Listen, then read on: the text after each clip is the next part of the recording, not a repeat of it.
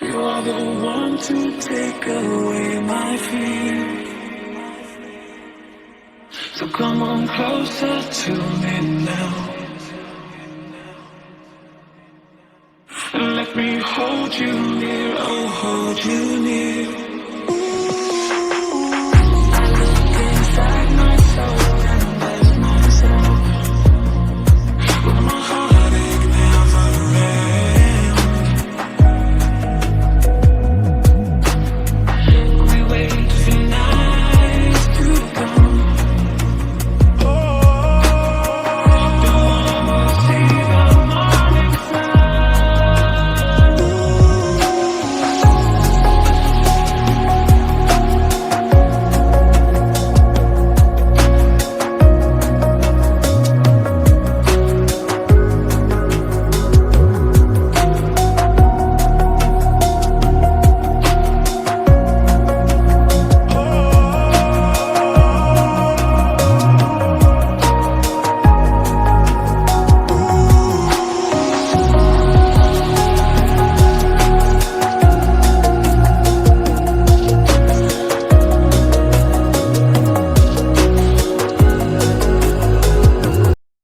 Kitaabni guyyaa har'aa kana waajjira aadaa fi turizimii godina Wallaggaa lixaatiin qindaa'e keessattuu barreessaa kitaabichaa obbo Barsiisaa Balaachoo Taaffasatiin waggoota hedduudhaaf qophaa'aa ture haalli inni itti eebbifame kan jiru kun egaa faayidaa guddaa qabachuudha.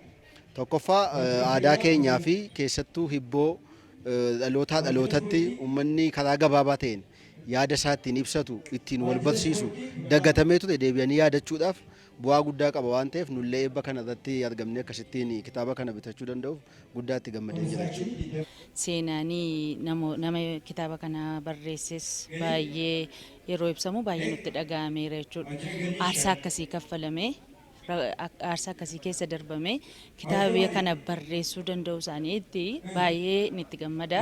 Kun aadaa keenya, seenaa keenya, duudhaa keenya baay'ee kan ibse waan ta'eef keessumattuu Wallagga keessatti kitaabni kun barreeffamuu isaatti anaan baay'ee itti gammadee baay'ee na gammachiiseera jechuun barbaada.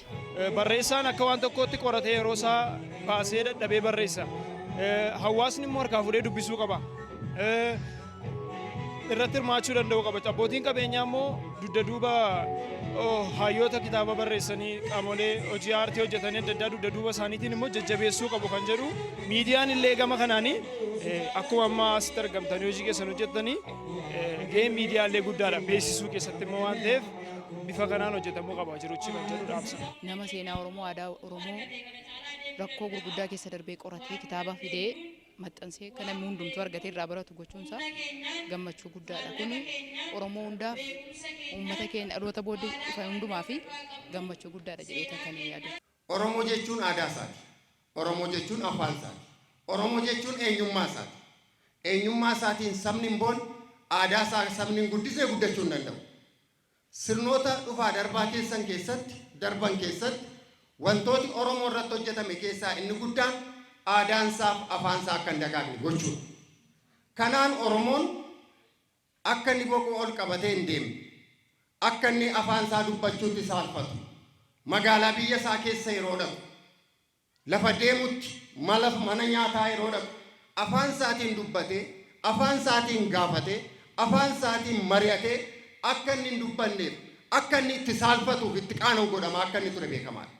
Seenaan Oromoof duudhaa Oromoo hedduun isaa kuufame jechootaaf akkaataan itti quuqqaa isaaf gammachuu isaa ibsatu akkaataan itti gadda isaa ibsatu barnoota asilii yookaan immoo warri faranjii kan isaan indigenous knowledge jedhan achi keessatti kuufameera. Abbaaniif haadhi hangafni quxisuun akkaataa duudhaaf toora wal dhaggeeffachuun isaaf ta'utti wal dhaggeeffatee ergaa waliif dabarsa. Balaachoon hojii kana duwwaa miti kan inni hojjete. Yeroo barsiisaa ture mana barumsaa sadarkaa lammaffaa Najjootti miidiyaa dhaabee ijoolleen akka aadaa baran seenaa baran barsiisaa ture. Namooti baay'een ogbarruu achitti baratanii kan ba'an fakkeenya kan ta'an ammoo warra akka Abdii fi Xeefaa warra akka Abiraam Tasfaayifaa leenjiin ni kenneef irraa jechuudha. Egaa barsiisummaa irraa gara waajjira aadaa fi turizimiitti dhufe immoo hawwisoo kana mataasaa baay'ee duukaa dadhabee daddaraarullee akka isaan dorgoman godhee sadarkaa Oromiyaatti lammaffaa ba'anii muntaarboon amma har'aatti ittiin hojjetamaa jiru kun illee yeroo sana kan badhaafamanidha jechuudha. Baay'ee barreeffama ol ergaa garuu maqaan isaa illee irratti hin barraa'u. Aadaa baasuuf seenaa baasuuf fakkeenyaaf aanaa Najjoo keessatti gandanii dhaqeen qorannee jiru. Jaarsolii irraa amma aadaa kan fuudhaaf heerumaa waan baay'ee dura yeroo kaaseetiin waraabamu kaaseetiin waraabamee kan jiru amma baay'ee jira jechuudha. Barreeffamoota baay'ee walalooleen barreessaman afaan Amaaraan illee kan barreesse baay'ee jira. Kitaaba Booree akkuma sila dubbatame Booree barreessee maxxansiisaa ture 83 Gaasemmaa 2007tti waggaan hidhaan irraa darbee beeku hidhama. Reebichuma kanarraan kan ka'e neerbi isaa tuqame irraa sadarkaa kana ga'ee dubbachuu dadhabe. Lubbuun immoo jira namoota baay'ee lubbuu biraa darbanii inni garuu lubbuun jiraatee har'a ga'uun isaatti baay'ee nu gammachiisa. Ijoollee isaafis fakkeenyummaa guddaa qaba. Irraa fudhatanii aartii kana kan calaqqisiisan jiru. Fakkeenyaaf Abdiisaa Armaa kitaaba 3-4 wayii barreesseera. Sichi immoo yoo Waaqayyo nu gargaare sanni kana dura jalqabee dhiisee haalli nu mijateennaan nu